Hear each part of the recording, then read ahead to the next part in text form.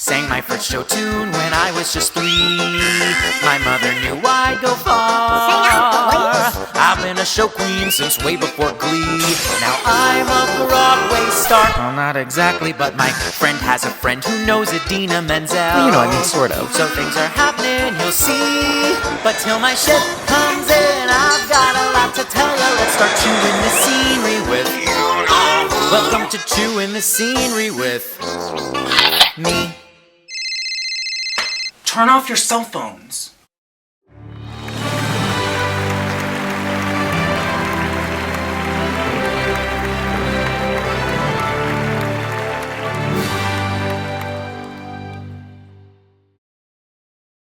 On February 16th, I was in my dressing room preparing for the show when I got a call from New York.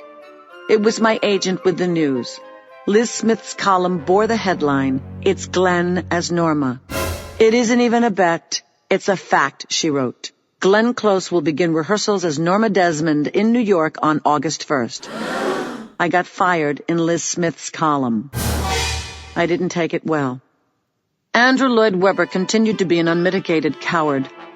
He didn't have the balls to tell me in person. When the news broke, he sent flowers, but no apology.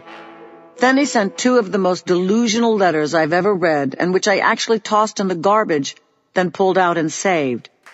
I wanted to reprint them here, but though the letters were sent to me, incredibly, I don't have the legal right to reproduce them without approval from Andrew Lloyd Webber. So without reprinting them, I can still give you the gist. On February 17th, 1994, he wrote to say how sorry he was that he couldn't give me the news personally because he was on his estate in Sydmonton. He assured me that he was as upset about the situation as I was. He claimed to have put everything he had into his efforts to get me to Broadway as Norma, and that the bad U.S. reviews of the London production had almost killed any chance of mounting the show in New York. According to Andrew, he was not the one making the decisions. Paramount Pictures, who owned the underlying rights because of the original movie, and his financial investors were the ones really responsible for getting me fired.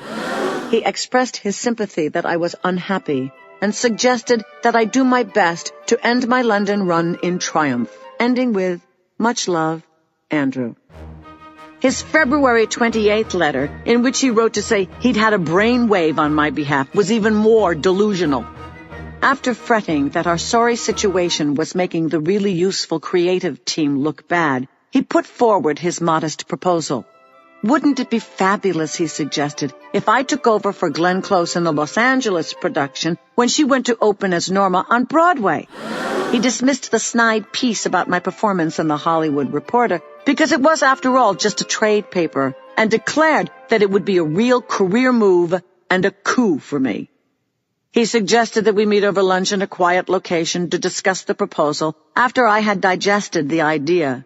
In a few days he would call me, or I should call him, and this time he ended the letter with, "All my love, Andrew." After letting me get fired in a gossip column, he was asking me to replace the actor to whom he had given my role. If there could have been a bigger slap in the face, I'm not sure what it would have been. Nevertheless, Andrew was apparently mystified that I didn't think his brainwave was a fabulous idea. I believe my response to these 2 letters was, "Go shit in your hat. I wasn't born yesterday."